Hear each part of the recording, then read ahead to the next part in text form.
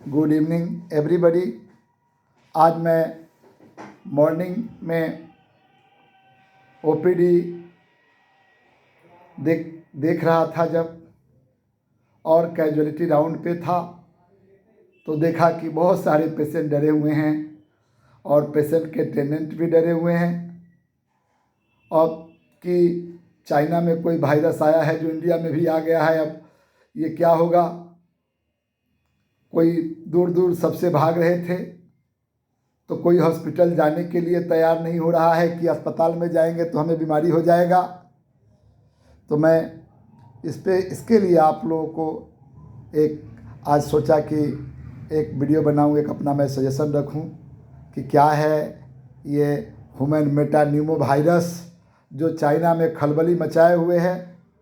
तो human मेटान्यूमो virus जो China में खलबली मचाए हुए है, इससे आप लोगों को बिल्कुल डरने की ज़रूरत नहीं है।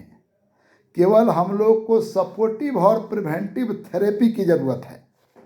ये बहुत डेंजर वायरस नहीं है, ये कोई नई वायरस नहीं है। ये वायरस ऑलरेडी 2001 में नीदरलैंड में आ चुका है और ये हमारे लाइफ में चल रहा है, इसकी साइकिल चल रही है, ऐसा कुछ नहीं है। तो इसमें घबराने की कुछ बात नहीं है कि इसमें ये हो जाएगा वो हो जाएगा, कुछ नहीं करना है। बस हम लोग ये वायरस कैसे फैलता है इसको देखना है, और इस वायरस का सिम्टम क्या है इसको देखना है, और इस वायरस का सिम्टम क्या है उसको देखना है, और कैसे फैलता है इसको देखना है। और दूसरी चीज़ें ये देखनी है कि हम क्या करेंगे, कि हम क्या खाना खाएंगे, कैसे रहेंगे कि ये वायरस का प्रभाव हमारे बॉडी पर नहीं होगा। करेक्ट। तो देखिए, हम सबसे पहले कोरोना का तुलना ह्यूमन मेटान्यूमो वायरस से कराना चाहते हैं कि कोरोना डेंजर था कि ह्यूमन मेटान्यूमो वायरस डेंजर है। देखिए, कोरोना ह्यूमन न्यूमो वायरस से डेंजर था। Human Numa virus danger corona की तरह नहीं है। कोरोना भी एयर ड्रॉपलेट से फैलता था, ह्यूमन न्यूमो वायरस भी एयर ड्रॉपलेट से फैलता है।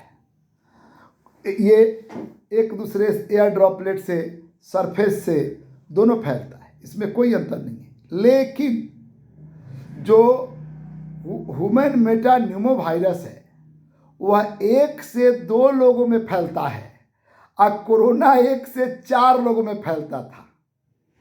कोरोना 7 से 14 दिन तक इसकी लाइफ साइकिल चलती रहती थी, जबकि इसका लाइफ साइकिल 1 से 7 दिन तक ही, ह्यूमन मेटान्यूमो वायरस 1 से 7 दिन तक ही चलता है।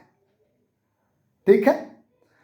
कोरोना किसी को लक्षण 1 साल तक उसके लक्षण दिखते रहे, कभी कुछ, कभी कमजोरी होना, कभी सांस फूलना, कभी ये चलता रहता था। जबकि ऐसा इसमें बहुत सीवियर सिम्टम ह्यूमन मेटान्यूमो वायरस में जो देखा जाता है वो निमोनिया देखा जाता है। अब मेनली यह जो ओबेस पेशेंट हैं, जिसको अस्थमा है, और चिल्ड्रेन को ये प्रभावित कर रहा है। तो हम लोग क्या क्या नहीं करें और कैसे इसको हम लोग समझें कि ये ह्यूमन मेटान्यूमो वायरस है, कैसे पहचान करें, इसका सिम्टम क्या है। तो इसमें सबसे पहले फीवर, हेडेक, रनी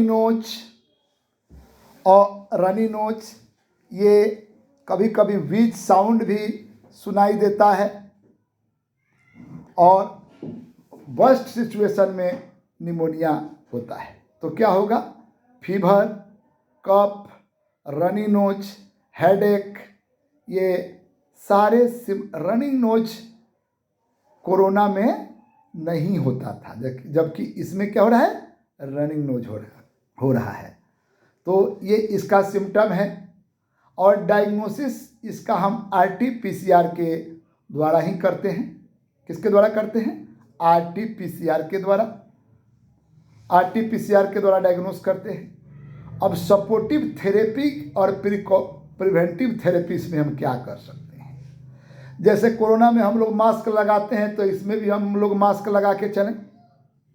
दूसरी चीज़ की सतह पे अस्पताल में जाते हैं, कहीं पे हाथ रखते हैं और नाक पे नोज को टच कर लेते हैं, तो ये काम नहीं करें। हैंड वॉश करें, कहीं भी अगेन हैंड वॉश करें। और जो अपने बॉडी को डिहाइड्रेट नहीं होने दें, जैसे पानी का उपयोग ज़्यादा करें, नारियल का पानी का उपयोग करें, ये सब माने वाटर अधिक से अधिक लें।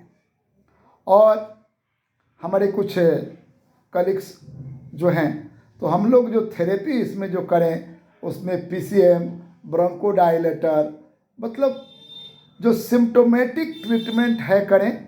कभी कभी वर्स्ट कंडीशन में सेचुरेशन जो है हमारा कम हो जाता है, ऑक्सीजन का सेचुरेशन लेवल जो है कम हो रहा है, तो उसमें ऑक्सीजन लगा देंगे। और फिर अगर वर्स्ट सिचुएशन में निमोनिया दिखता है तो उसमें हम लोग एंटीबायोटिक्स वगैरह पे जाएंगे।